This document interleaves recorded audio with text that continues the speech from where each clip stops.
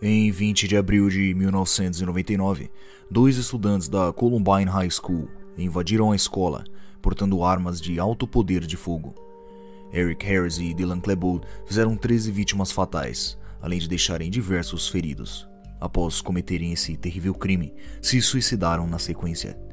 Neste dia, 15 vidas foram perdidas, mas isso viria a ser ainda pior, pois não acabou por aí. O crime cometido por Harris e Klebold infelizmente ecoaria o futuro em algo conhecido como o efeito Columbine. De 99 até hoje, diversos casos semelhantes aconteceram não só nos Estados Unidos, mas no mundo todo. Quase sempre, os assassinos deixam provas que se inspiraram no acontecido em Columbine, onde Eric e Dylan acabaram ganhando fama mundial, além de uma legião de fãs. Um efeito que parece ter sido o oposto do esperado na época, com a alta difusão dos fatos ocorridos. Mas por que jovens iriam querer se inspirar em assassinos? Em 17 de abril de 2019, apenas 3 dias antes do 20º aniversário do tiroteio em Columbine, as autoridades fecharam escolas em todo o Colorado, devido a uma ameaça crível de uma mulher armada com uma espingarda e que estava apaixonada por Columbine. Uma mulher teria sido encontrada morta no Colorado no final do dia, devido a um ferimento de bala auto-infligido. Adam Lanza, autor do massacre à escola primária de Sandy Hook, também demonstrou ser um fã de Eric e Dylan. Seu terrível ataque deixou 28 pessoas mortas, incluindo ele próprio. Em 2017, um adolescente de 13 anos abriu fogo contra colegas de classe em uma escola particular de Goiânia. O mesmo também relatou ter se inspirado em Columbine. Também, um dos casos mais famosos ocorridos no Brasil, o massacre de Suzano, parece ter sido inspirado em Columbine, já que os autores citaram o caso e até mesmo buscaram se vestir parecido a Harris e Klebold. Antes de Columbine, não havia roteiro de como os atiradores de escolas deveriam se comportar, se vestir ou falar. Columbine criou uma espécie de manual. O massacre foi um dos primeiros a acontecer, após o advento das notícias 24 horas por dia, nas redes de TV a cabo e durante o ano da internet.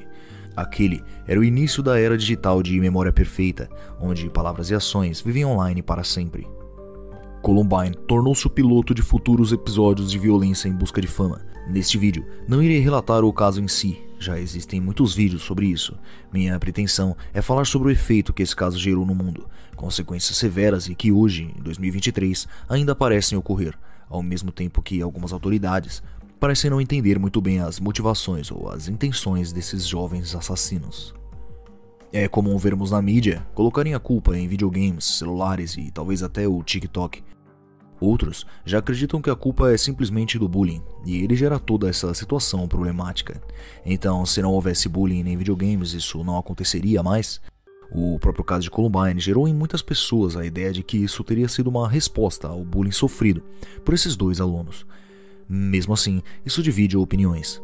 David Cullen, autor do livro Columbine, de 2009, embora reconheça as consequências do bullying, alega que os atiradores não eram vítimas de bullying. Questão essa que também é relatada por estudantes colegas de Eric e Dylan. Já a depressão pode ser mais um fator associado a este crime. Relatórios de toxicologia confirmaram que Eric tinha Luvox em sua corrente sanguínea no momento do massacre, um remédio antidepressivo. Também não é segredo que Dylan já sofria de depressão, e o tema mais prevalente no diário de Dylan era seu desespero secreto por sua falta de sucesso com as mulheres, o que ele chamava de tristeza infinita. Já aqui, podemos considerar outro possível ponto crucial, a dificuldade de manter relações sociais ou afetivas. A maioria desses jovens assassinos não são psicopatas, não seguem a linha de assassinos em série. São quase sempre jovens comuns que estão em situação de crise, quase sempre emocional. Em poucos casos, vemos pessoas de fato psicóticas e com dificuldades de diferenciar a realidade do ficcional. Há pouco tempo aqui no Brasil, em março de 2023, um jovem invadiu uma escola com uma faca, atacou estudantes e professores, que acabou terminando na infeliz morte de uma professora idosa. Com isso, notamos que casos como esse passaram a se repetir incessantemente, era quase um por dia, até parecer ter seu infeliz desfecho quando um homem invadiu uma creche em Blumenau e deixou 4 vítimas fatais. As autoridades do Brasil tomaram medidas que podem sim ter ajudado a combater, como o aumento de policiamento nas escolas e o cerceamento da divulgação massiva da mídia. Nesses casos, percebemos outro ponto muito relevante. Como os casos estavam em alta, a mídia não falava em outra coisa. Então isso deve sim ter estimulado jovens que já fantasiavam com isso a ter o seu pico de coragem e então tentar a sua vez como Columbine. Então, até aqui em nossa pesquisa, já temos os seguintes pontos a considerar: o bullying, a depressão, problemas em relações sociais ou afetivas e a fama. Não é possível afirmar que algum desses pontos são inválidos. Mesmo como citei, muita gente não acredita que Eric e Dylan sofreram com o bullying, assim como os autores de Susano, onde até mesmo colegas deles citaram que não sofriam violência na escola. Em casos como esse, existem fontes que dizem até mesmo que o autor do massacre era quem cometia o bullying.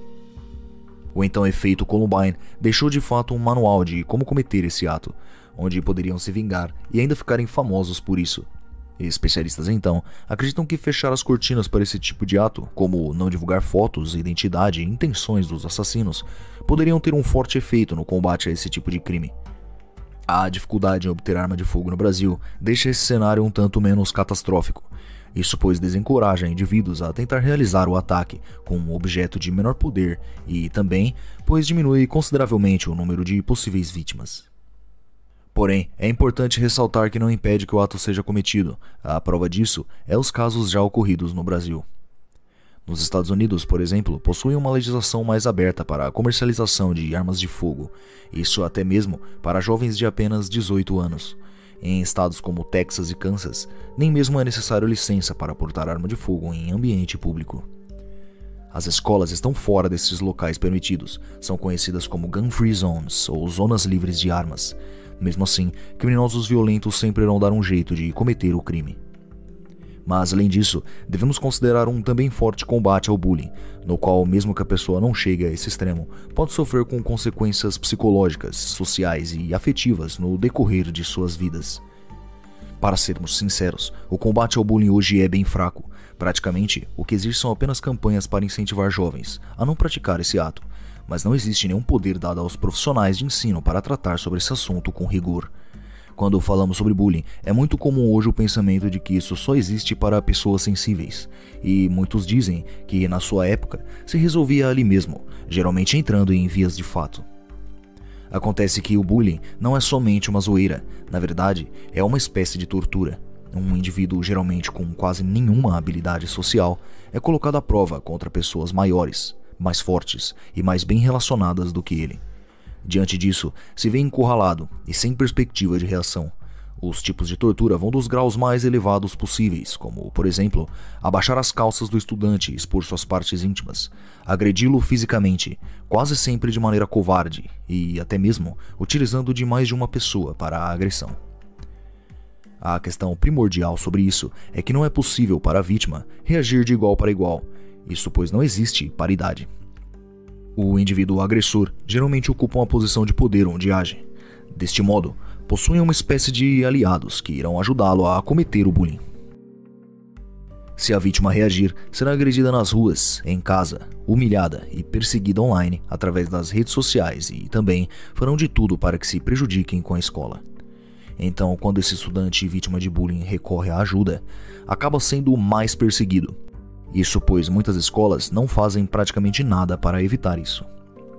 Quando chamam os pais dos alunos agressores, percebem que grande parte deles são ausentes, despreocupados e não se importam muito com o comportamento do filho.